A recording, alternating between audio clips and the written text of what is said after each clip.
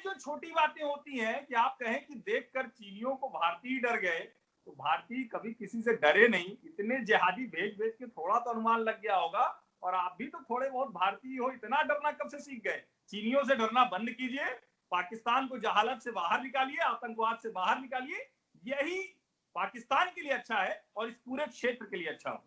सबसे पहले हर्षवर्धन जी आपकी तरफ चलूंगी कि क्यों ये बार बार एलिगेशंस पाकिस्तान पे लगाई जाती है, स्पेशली इंडियन मीडिया की तरफ से, कि कभी जो है वो हाफिज सईद का नाम लिया जाता है और कभी दाऊद इब्राहिम का लिया जाता है।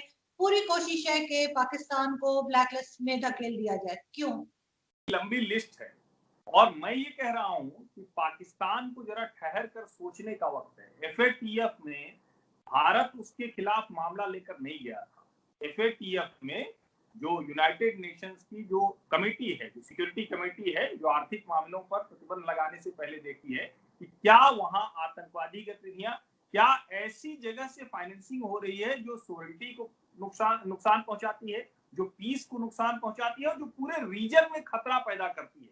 उसके तौर पर पाकिस्तान की उस कमेटी ने पहचान की, और पहचान करने के बाद 3 बार वार्निंग दी गई, 3 बार वार्निंग दी गई, जिसके बाद खुद पाकिस्तान के जो प्रधानमंत्री हैं इमरान खान, उन्होंने अमेरिका में जाकर ये माना कि 40 से 50 हजार, हालांकि संदर्भ उनका दूसरा था, उन्होंने कहा था कि हम बहुत काबू कर चुके हैं, लेकिन 40 से 50 हजार आतंकवादियों के होने की बात थी।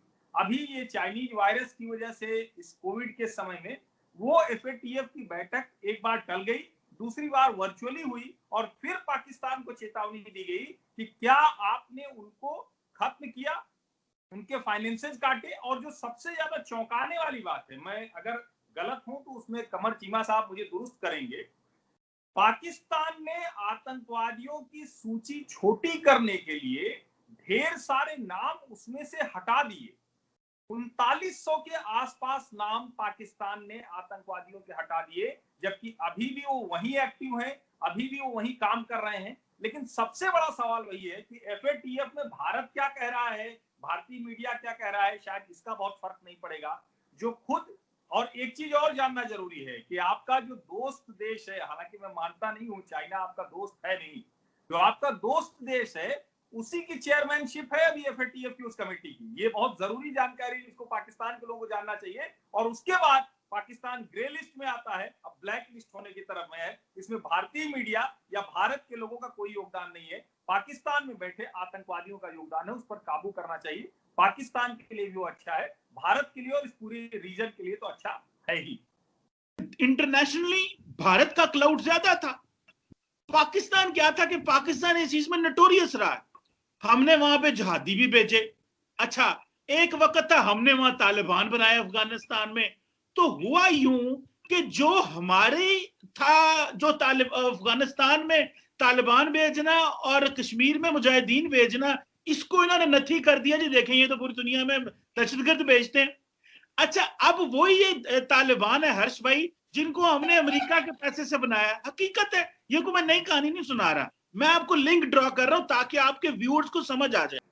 इमरान खान अमेरिका एड लेने गए थे, पैसे लेने गए थे, रकम मांगने गए थे। उसको मैं अच्छी भाषा में कह रहा हूं, पाकिस्तान में बड़ी खराब भाषा में कहते हैं, आप लोग कहते हैं, मैं वो नहीं कहूंगा। उन्होंने वहां जाकर कहा कि आपने हमको पिटवा दिया, आपने हमारी इज्जत ले ली, और अब हमें पैसे भी नहीं दे रहे हो। हमारे यहाँ जिसको कहते हैं कि धन भी जाए धर्म भी जाए। तो पाकिस्तान के हालात वो हो गए। और आप ठीक कह रहे हैं कि पता नहीं होता, अलकायदा का पता नहीं था, एबटाबाद का पता तो किसी और का था। किसका पता था एबटाबाद में, वो बताइए ना, दुनिया तो जान नहीं किसका पता था। और अमेरिका को तब ये समझ में आया, निश्चित तौर पर पाकिस्तान ने बहुत लंबे समय तक अफगानिस्तान में तालिबान के साथ लड़ाई में बहुत लंबे समय तक पाकिस्तान ने मदद की, लेकिन 2 गलतियां हुई। पाकिस्तान ने अपने देश में आतंकवादियों को पैदा करने का काम शुरू कर दिया, और आप एक बार रेडिकल्स को, आप एक बार टेररिस्ट को अपने यहां पैदा कर लेंगे तो कमर भाई यकीन मानिए, आज नहीं तो कल वो आप ही का घर जलाएंगे। कितने धमाके हो रहे हैं, मस्जिदों में लोगों को मार दिया गया, स्कूली बच्चों को मार दिया गया, हर दूसरे चौथे दिन पाकिस्तान में लोग मर रहे हैं, और उसके बावजूद कश्मीर में आप जिहादी भेज रहे हैं। मैं तो कह रहा हूं कि मुकाबला कर लेते ना। मैं तो आज भी कह रहा हूं कि आपको जब ये बात कह रहे हैं आप कि डोमिसाइल बदल रहे हैं, डोमिसाइल नहीं बदल रहे हैं। हम तो कह रहे हैं कि मुजफ्फराबाद का भी अगर है कोई और वो आना चाह रहा है तो अपनी डोमिसाइल बना लेगा। और हम तो पूरे कश्मीर की बात कर रहे हैं। और मैं ये भी कह रहा हूं कि अगर आपको लगता है कि भारत के कश्मीरी नाराज हैं, भारत के रहने वाले लोग बहुत दुखी हैं, तो जरा पाकिस्तान के कब्जे में जो भी हिस्सा है वहां किसी भी पैरामीटर पर भारत के किसी भी हिस्से से आप तुलना करके देख लीजिए। देखिए, जो गलती मान है वो है, उसको मैं क्या कहूं। जो जिया ने किया गलत किया। अब रेडिकलाइजेशन होगी, जब डीरेडिकलाइजेशन हुई तो हमने कहा हमारे पास तो भाई कोई पैसा नहीं, हम कहां से लड़े अपने पैसों से। एक तरफ ईस्टर्न बॉर्डर पे भारत फौजें बिठा देता है, इधर हम इधर मजरूब हो जाए, उधर हमारे ऊपर चढ़ाई भारत कर दे। तो हमने जो पैसा लिया, किसी ने हम पे एहसान नहीं किया, हमने वो जंग लड़ी है और जंग लड़ के दहशतगर्द खत्म किए हैं, अफगानिस्तान के लिए भी, पाकिस्तान के लिए भी, अमेरिका के लिए भी। जिनसे हम लड़ रहे हैं इन्हीं को हमने बनाया हुआ है। हर्ष भाई ये बात मानते हैं, the people we are fighting we funded them. हमारा जो सारा एजेंडा है वो हाईजैक हो गया 72-73 साल से। हमें इस चीज को समझना चाहिए कि इतना कुछ करने के बावजूद आउटपुट तो कुछ निकला नहीं है। तो कश्मीर के एजेंडे को आप पहले नंबर पे ना रखें, छठे नंबर पे रख लें, ये मैं खुद चाहता हूं, ताकि हम economy, people to people contact, cultural dialogue, बाकी चीजें करते रहे दुनिया के साथ। कश्मीर को छठे नंबर पे रख लें, लेकिन करें जरूर। चाइना के दबाव में अपने मुल्क के बाशिंदों को ही मारते पीटते हैं सीपीईसी में, जहां भी आप देखिए उनको परेशान कर रहे हैं, उनका जीवन खराब कर दिया। यानी भारत की लड़ाई के चक्कर में आप खुद को कितना फंसाते चले जाएंगे। दुनिया का कौन सा देश है साहब, कौन सा देश है कि अपने यहाँ आतंकवादी तैयार करने लगे। आप रेडिकल टेररिज्म आप ले आते हैं और उसमें रिलीजन डाल देते हैं। और आप कह रहे हैं, मैं अभी नाम भूल रहा हूं, शायद हक्कानी साहब की किताब है, आपको जरूर पढ़नी चाहिए। उसमें वो कहते हैं कि कश्मीर नहीं रहेगा तो पाकिस्तान का पूरा, जिसको कहते हैं ना कि उसका अस्तित्व खत्म हो जाएगा। तो आप ये सलाह तो बड़ी खूबसूरत दे रहे हैं, लेकिन क्या पाकिस्तान के हुक्मरान, पाकिस्तान की एजेंसी, पाकिस्तान की फौज अफोर्ड कर पाएगी क्या? क्योंकि उसके लिए आपको काम करना पड़ेगा, पॉलिसी लेकर आना पड़ेगा, एजुकेशन देना पड़ेगा, इंफ्रास्ट्रक्चर लगाना पड़ेगा। उसके लिए आपने कभी काम ही नहीं किया। 1947 से आप कश्मीर के अलावा आपकी पूरी इकोनॉमी उसी पर चलती रही। अब क्या मैं आपको हर साल का आंकड़ा बताऊं?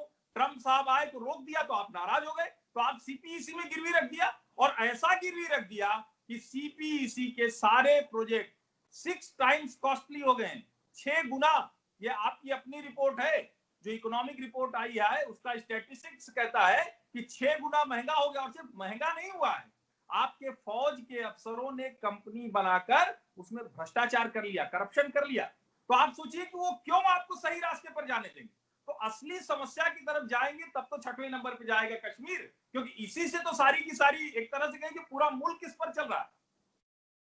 चीमा साहब, ऐसा वैसे आप बात तो अच्छी कर रहे हैं, लेकिन मुझे तो नहीं लगता कि ये पॉसिबल है कि हम कश्मीर को छठे नंबर पे डाल दें और बाकी चीजें आगे ले आए। तो उससे आपको नहीं लगता कि कश्मीरी जो यहाँ पर है हमारे पास, जो आजाद कश्मीर है, वो लोग हर्ट होंगे इस बात से आपकी?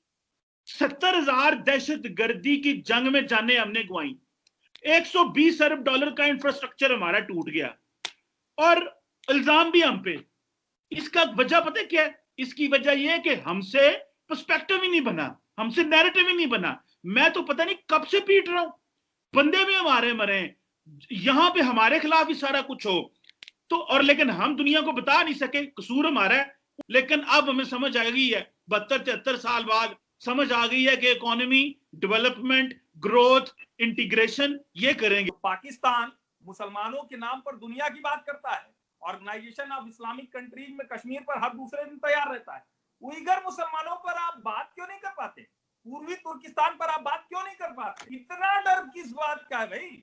और क्या सचमुच उसने खरीद लिया है पाकिस्तान को? एक बड़े इलाके को खरीद लिया है सीपेक के बहाने। अभी जिसकी बात बार बार की जा रही है, और 20 हमारे जो सैनिक हैं वो वीर गति को प्राप्त हुए, वो शहीद हुए, हमने उनको पूरे सम्मान के साथ उनके गांव तक हम लेकर गए। और जो 35 से लेकर 100 सैनिकों के, पीएलए के सैनिकों की गर्दनें टूटने की खबरें आई, नहीं पता चला। सही कह रहे हैं कि चीनी ऐसे बोलते हैं हमें नहीं पता होता है, आपको भी नहीं पता चलता, फिर भी आप पूरा देश गिरवी रखते चले जा रहे हैं। हमें नहीं पता चलता तो हम उतनी ही बात करते हैं जो हमारे देश के हक के खिलाफ नहीं जाती। और ये जो छोटी बातें होती हैं कि आप कहें कि देखकर चीनियों को भारतीय डर गए, तो भारतीय कभी किसी से डरे नहीं, इतने जिहादी भेज भेज के थोड़ा तो अनुमान लग गया होगा। और आप भी तो थोड़े बहुत भारतीय हो, इतना डरना कब से सीख गए? चीनियों से डरना बंद कीजिए, पाकिस्तान को जहालत से बाहर निकालिए, आतंकवाद से बाहर निकालिए, यही पाकिस्तान के लिए अच्छा है और इस पूरे क्षेत्र के लिए अच्छा होगा। आपकी इज्जत तभी है चीन से दोस्ती कर लें और थोड़ी बहुत अपनी दुकानें चला लें। आप निश्चिंत रहिए, हमें किसी की जरूरत नहीं पड़ेगी, हम सक्षम हैं, हम पाकिस्तान नहीं है।